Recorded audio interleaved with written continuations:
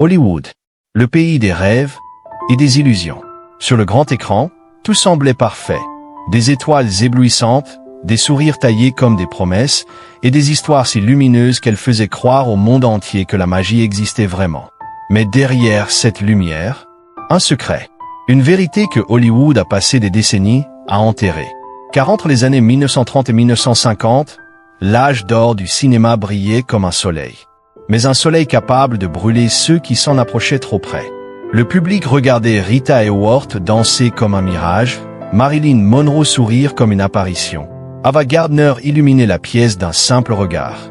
Elle semblait née pour être adorée. Mais hors champ, les règles étaient inhumaines. Derrière les rideaux de velours, les studios façonnaient tout. Les carrières, les corps, les identités. Les contrats étaient des chaînes. Les sourires, des obligations. Les romances, des scénarios inventés par des hommes en costume gris qui possédaient tout, leur image, leur temps, parfois même leur chair. Ces femmes ne jouaient pas seulement des rôles à l'écran. Elles jouaient pour survivre. Chaque jour, le système des studios n'était pas une industrie. C'était une machine.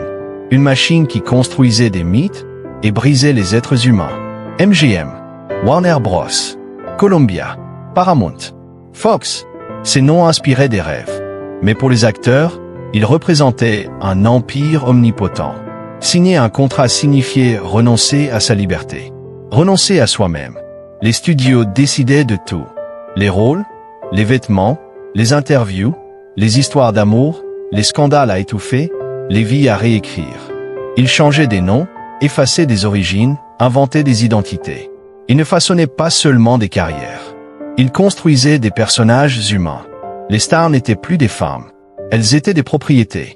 Et le monde entier les admirait. Sans jamais voir leur combat silencieux contre la manipulation, la solitude, l'effacement. Ceci est l'histoire qu'Hollywood n'a jamais voulu montrer. Quand les caméras s'éteignaient, le glamour disparaissait. Ne restait que la douleur. La vraie. Les studios créaient des icônes. Mais surtout, ils les consumaient. Les femmes, plus que quiconque, payaient le prix le plus élevé. On les voulait belles, mais pas trop intelligentes. Séduisantes, mais pures. Désirables, mais jamais entièrement humaines. Dans ce monde, les qualités qui faisaient d'elles des légendes étaient aussi celles qui les menaient à la destruction. Et parmi ces étoiles qui ont payé le prix fort, 3 femmes brillent comme des constellations brisées. Rita Hayworth, Marilyn Monroe, Ava Gardner. 3 icônes, 3 mythes, 3 vies dévorées par Hollywood. Dans les années 1940, Rita Hayworth n'était pas seulement célèbre. Elle était le fantasme universel. La perfection incarnée dans une robe satinée. Le sourire rouge, les cheveux ondulés, la sensualité faite lumière. Mais Rita Hayworth n'existait pas. Elle était une invention. Son vrai nom était Margarita Carmen Consino. Une jeune fille hispanique de Brooklyn, transformée par les studios jusqu'à devenir méconnaissable. Sa ligne de cheveux, arrachée par électrolyse. Ses cheveux noirs, teints en rouge flamboyant. Son nom, effacé. Son identité, réécrite. Ainsi naquit Rita Hayworth. Une déesse fabriquée de toutes pièces. Mais derrière le masque glamour, Rita était timide, vulnérable, brisée par l'idée que le monde n'aimait pas la vraie elle. Seulement le fantôme qu'on lui avait imposé. Ses relations amoureuses se transformèrent en tragédie. Orson Welles, incapable de saisir sa fragilité. Le prince Ali Khan, qui la traitait comme un trophée et non comme une partenaire. La dépression l'envahit. L'alcool devint une béquille. Puis son esprit commença à se dissoudre. Un Alzheimer précoce, mal compris, mal diagnostiqué. Elle mourut en 1987, alors que son image, elle, continuait de vivre. L'ombre d'une femme qu'Hollywood avait dévorée. Marilyn Monroe, une légende, une révolution, un fantasme immortel. Mais avant le symbole, il y avait Norma Jean, une enfant rejetée, ballottée d'orphelinat en foyer d'accueil, débordante d'une vulnérabilité que le monde n'a jamais voulu voir. Son ascension fut un miracle et une malédiction. Hollywood lui imposa une métamorphose totale. Le blond platine, la voix soufflée, la démarche calculée, l'attitude ingénue. Elle devint Marilyn Monroe, un produit plus qu'une femme. Le public l'adorait. Mais Marilyn, elle, était terrorisée. Dévorée par l'anxiété, la dépression, les médications. Incapable de répondre aux attentes inhumaines placées sur ses épaules. Ses mariages, 3 tentatives désespérées de trouver un refuge. Toutes vouées à l'échec. Elle voulait être aimée pour ce qu'elle était. Mais Hollywood ne voulait que l'icône, jamais la personne. Lorsqu'elle tenta de se libérer du système en devenant productrice, la machine hollywoodienne se retourna contre elle. Elle devint difficile, instable, trop humaine. Son effondrement fut lent, cruel, inévitable. Et sa mort, en 1962, à 36 ans, reste enveloppée dans un brouillard de secrets, de mensonges et de théories. Ce qui est certain, c'est qu'elle est morte seule, épuisée par un rôle qu'elle ne voulait plus jouer. Hollywood a gardé Marilyn, mais il n'a jamais permis à Norma Jean d'exister. Ava Gardner était un paradoxe incandescent. La femme la plus belle du monde et la plus indomptable. Une tempête sous forme humaine. Découverte par une simple photographie, elle fut envoyée à Hollywood comme une statue vivante. Son accent du Sud, trop marqué. Sa voix, à corriger. Sa liberté, à contrôler. Mais Ava ne fut jamais une femme docile.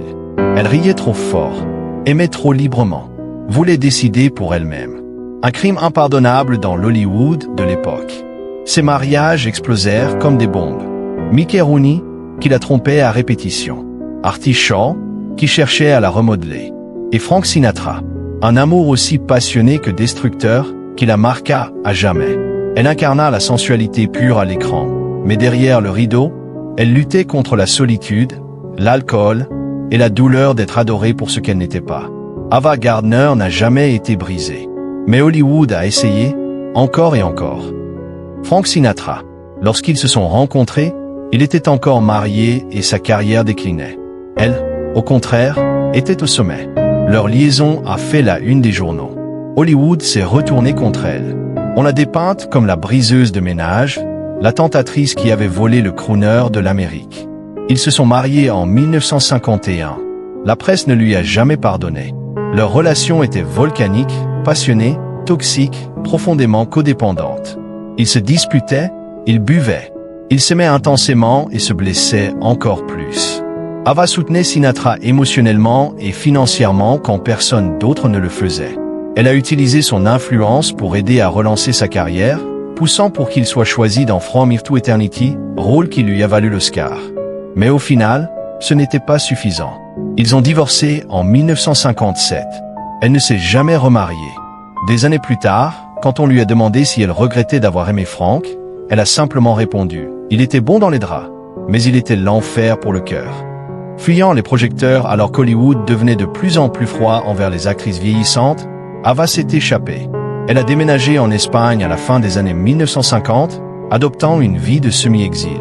Là-bas, elle buvait du vin, dansait le flamenco et vivait sans excuses, sans agent, sans contrat, sans le poids des attentes. Elle a continué à jouer, mais à ses propres conditions. Des rôles plus modestes, des films européens, et plus jamais l'objet précieux de la MGM. Son visage a vieilli, sa santé a décliné. Mais pour la première fois, elle n'appartenait qu'à elle-même.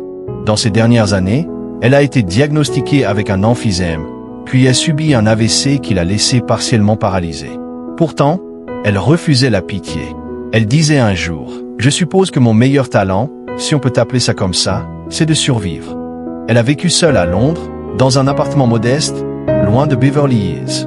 Sinatra continua à lui envoyer de l'argent en secret pour ses soins médicaux. Lorsqu'elle est morte en 1990, à 67 ans, elle n'avait ni enfant, ni héritier, ni entourage glamour. Juste un héritage et un mystère, une beauté qui ne pouvait appartenir à personne. Ava Gardner reste l'une des femmes les plus énigmatiques que Hollywood ait tenté et échoué de définir. Elle n'a pas été créée dans une salle de réunion d'un studio. Elle ne jouait pas selon les règles. Elle n'était pas soumise. Elle n'était pas prévisible. Et pour cela, elle a payé un prix. On l'a qualifiée de difficile, dangereuse, condamnée. Mais peut-être était-elle simplement libre. Dans un système qui cherchait à posséder ces femmes, à les renommer, les remodeler, les réduire au silence, Ava Gardner a refusé. Elle était le fantasme. Mais contrairement à tant d'autres, elle n'a jamais cessé d'être réelle. Le rideau tombe, mais l'écho demeure. Elles étaient des stars, pas seulement célèbres, mythiques. Leur nom illuminait les affiches du monde entier. Leurs visages étaient des symboles, leur voix immédiatement reconnaissable. Rita Hayworth, Marilyn Monroe, Ava Gardner. 3 femmes qui ont redéfini la beauté, l'élégance et le désir. Et pourtant, aucune d'elles n'a été autorisée à s'appartenir. Elles ont été façonnées, commercialisées, possédées. Les studios leur ont donné de nouveaux noms, de nouveaux visages, de nouvelles identités. Et le monde a applaudi la transformation sans jamais demander. Qu'ont-elles perdu dans ce processus? Derrière les projecteurs, Rita a été forcée d'effacer son héritage, entraînée à devenir un fantasme acceptable pour une Amérique blanche qui n'était pas prête à accepter la vérité de ses origines. Marilyn est devenue une contradiction vivante, un symbole sexuel enfantin, adorée pour ses courbes mais punie pour vouloir du contrôle. Une femme tellement iconique que son vrai moi est devenu méconnaissable, même pour elle. Ava, elle, a refusé de plier face à la machine. Elle a répondu. Elle est partie. Et ce faisant, elle est devenue la légende la plus indomptable de toutes, mais aussi la plus seule. Chacune d'elles a donné à Hollywood tout ce qu'elle avait. Son temps, sa jeunesse, son corps, son identité. Et en retour, elles ont été admirées mais pas aimées. Vénérées, mais pas protégées. Immortalisées, mais seulement dans la forme choisie par le studio. Le vrai coup de la célébrité. La lueur dorée du Hollywood classique projette encore une longue ombre. Nous nous souvenons des robes, des lèvres rouges, des regards au ralenti. Mais nous oublions l'épuisement, les traumatismes, les effondrements silencieux derrière les portes des loges. Car personne ne filme la solitude. Personne n'écrit de scénario sur la perte d'identité. Et aucun studio n'a jamais commercialisé la vérité quand l'illusion se vendait mieux. Rita, Marilyn et Ava n'étaient pas des victimes par nature. Elles étaient les survivantes d'un système qui profitait de leur silence. Et peut-être que la tragédie n'est pas seulement qu'elles ont souffert, mais qu'elles ont cru qu'elles devaient le faire. Le silence qui parle encore. Hollywood a changé, du moins en apparence. Les contrats de studio ont disparu. Les stars ont des voix, des équipes, des plateformes.